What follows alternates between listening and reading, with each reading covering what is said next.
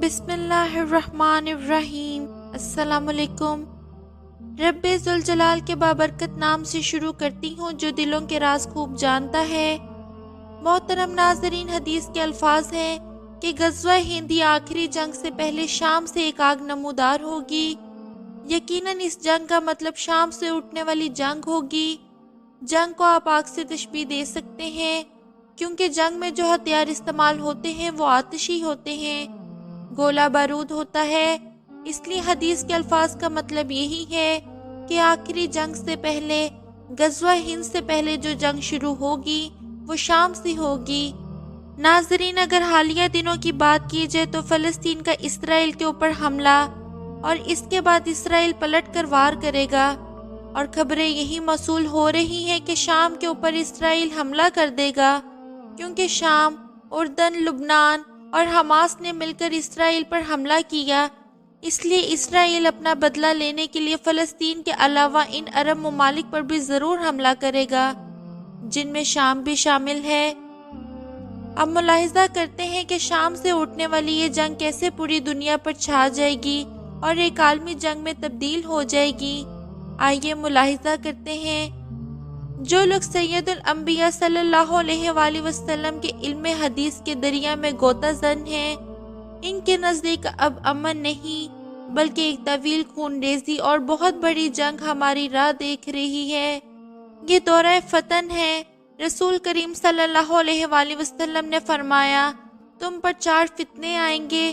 پہلے فتنے میں خون ریزی کو حلال سمجھا جائے گا، دوسرے فتنے میں خون اور مالوں کو حلال سمجھا جائے گا، تیسرے فتنے میں خون، مال اور شرم گاہوں کو حلال سمجھا جائے گا، اور چوتھا فتنہ بہرا، اندھا اور سب پر چھا جانے والا ہوگا۔ وہ سمندر کی موجوں کی طرح ٹھاٹے مارے گا، حتیٰ کہ لوگوں میں کسی ایک کے لیے بھی اس فتنے سے بچنے کا کوئی ٹھکانہ نہ ہوگا۔ محترم ناظرین، اگر آج کی دنیا، آج کے حالات کو دیکھا جائے تو فتنوں کا دور ہے۔ لوگوں کے مال اور خون کو حلال سمجھا جانے لگا ہے، قتل و غارت عام ہو گئی ہے، چوری اور ڈکیتیاں عام ہو گئی ہیں، بے حیائی اتنی بڑھ گئی ہے کہ عورتیں اپنے جسموں کو ڈھانپنے کے بجائے ان کی نمائش کرتی ہوئی فخر محسوس کرتی ہیں۔ اور اگر باقی ہے تو چوتھا فتنہ یعنی دجال، یہ فتنہ ملک شام میں پھرے گا اور عراق کو ڈھانپ لے گا اور جزیرہ عرب کو اپنے ہاتھ اور پاؤں سے رون ڈالے گا۔ یہ ہے وہ ترتیب جو میرے آقا صلی اللہ علیہ وآلہ وسلم نے دور فتن کے دوران آنے والی فتنوں کے بارے میں بتائی۔ اس دور فتن کے آخر میں ایک بہت بڑی جنگ ہے جس میں حق کی فتح اور اسلام کا غلبہ ہے، یعنی غزوہ ہند۔ حضرت ابراہیم علیہ السلام کی نسل سے 3 مذاہب نے جنم لیا، یہودیت، عیسائیت اور اسلام۔ ان تینوں مذاہب کے لوگ اس جنگ پر یقین رکھتے ہیں، لیکن بحیثیت قوم اس پر پختہ ایمان صرف اور صرف یہودیوں کا ہے، اور انہوں نے اجتماعی طور پر پختہ یقین کے ساتھ اس کے لیے ہجرت بھی کی ہے۔ ذرا چند لمحوں کے لیے تصور کیجئے کہ آپ یورپ یا امریکہ کے کسی بڑے شہر میں آباد ہیں۔ آپ کا وہاں پر وسیع کاروبار ہے، آپ کا وہاں پر بہت بڑا گھر ہے جس میں آپ کئی دہائیوں سے امن و سکون اور عیش و عشرت سے رہ رہے ہیں، اور آپ کی کم از کم گزشتہ 6-7 نسلوں کا یروشلم تک سے گزر نہیں ہوا۔ آپ کی کوئی جذباتی وابستگی اس شہر یا اس کی گرد و نواح کے ساتھ ہو۔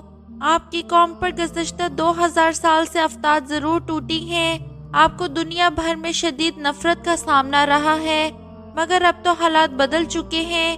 اب تو معاشی، سیاسی، بینکاری اور میڈیا تک کی قوتیں آپ کے ہاتھ میں ہیں۔ آپ کا دنیا کے فیصلے کرنے والے مراکز پر قبضہ ہے۔ ایسے حالات میں آپ سے کہا جائے کہ جزیرہ نما عرب کے کونے اور صحرائے سینا کے دامن میں جا کر آباد ہو جاؤ، ایسا علاقہ جہاں نہ پانی میسر ہے، نہ بجلی، نہ کوئی شہری آبادی ہے اور نہ ہی شہری سہولت کا تصور، تو آپ یقیناً اسے پاگل پن کہیں گے۔ لیکن یہودی 1920 سے آہستہ آہستہ اپنا گھر بار اور کاروبار چھوڑ کر یہاں پر آباد ہونا شروع ہوئے۔ ایفا اور تل ابیب جیسے صحرائی علاقوں میں جہاں چاروں جانب ریت اور ارد گرد آباد دشمن، جنگ عظیم 2 ماہ یہودیوں پر شدید ظلم و ستم ہوا، لیکن وہ ڈٹے رہے، اور اتحادی افواج کی فتح کے بعد وہ ان ملکوں میں مستحکم ہو گئے اور ہونا تو یہ چاہیے تھا کہ وہ اب انہی ملکوں میں رہتے اور اقتدار کے مزے لوٹتے، لیکن وہ یروشلم کے آس پاس آ گئے۔ انہوں نے ایک خود مختار قومی ریاست بنائی، اسے سیکولر نہیں مذہبی ریاست رکھا اور تورات کو اس کا آئین قرار دیا۔ ریاست بنتے ہی پہلی عرب اسرائیل جنگ ہوئی، لیکن کسی یہودی میں عدم تحفظ کا احساس پیدا نہ ہوا۔ کوئی اسرائیل چھوڑ کر نہیں بھاگا، بلکہ آج کے دن تک امریکہ اور یورپ کی خوشحالی یہودیوں کا وہاں آ کر آباد ہونے کا سلسلہ جاری ہے۔ یہ سب یہاں کاروبار کرنے، شہر آباد کرنے یا کسی پرفضا مقام پر زندگی گزارنے کے لیے جمع نہیں ہو رہے، یہ ایک بہت بڑی عالمگیر جنگ کے لیے جمع ہو رہے ہیں، جس کے بعد انہیں یقین ہے کہ ان کی ایک ایسی حکومت قائم ہوگی جو پوری دنیا پر حکمران ہوگی، جس کا ہیڈ کوارٹر یروشلم ہوگا، جہاں ان کا مسیحا آئے گا، یعنی ایک آنکھ والا دجال۔ یہ ہیکل سلیمانی دوبارہ تعمیر ہوگا اور وہ اپنا عروج دیکھیں گے۔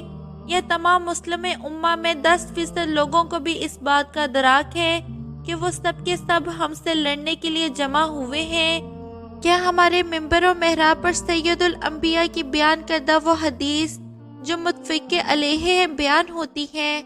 آپ نے فرمایا، قیامت اس وقت تک قائم نہیں ہوگی یہاں تک کہ تم یہودیوں سے جنگ کرو گے، یہاں تک کہ وہ پتھر جس کے پیچھے یہودی ہوگا کہے گا، اے مسلم یہ دیکھو، یہ ایک یہودی میرے پیچھے چھپا ہوا ہے۔ بخاری شریف کی ایک حدیث ہے۔ ایسی ہی ایک حدیث مسلم شریف میں بھی درج ہے جس میں اضافہ ہے، یہودی پتھر یا درخت کے پیچھے چھپیں گے تو پتھر یا درخت کہے گا، اے مسلمان، اے اللہ کے بندے، یہ یہودی میرے پیچھے ہے سوائے گرگد کے درخت کے، کیونکہ وہ یہودیوں کا درخت ہے۔ یہ وہ عالمی جنگ ہے جس کی تمام تیاریاں دوسری جانب سے ہم مکمل ہیں، لیکن اس جنگ سے پہلے مسلم امہ ایک بہت بڑے دور فتن سے گزرے گی۔ یہ وہی فتنہ ہے جو اندھے، گونگے اور بہرے ہیں۔ یہ فتنے 4 سو ہیں اور اس وقت ہر ملک میں پھیلے ہوئے ہیں۔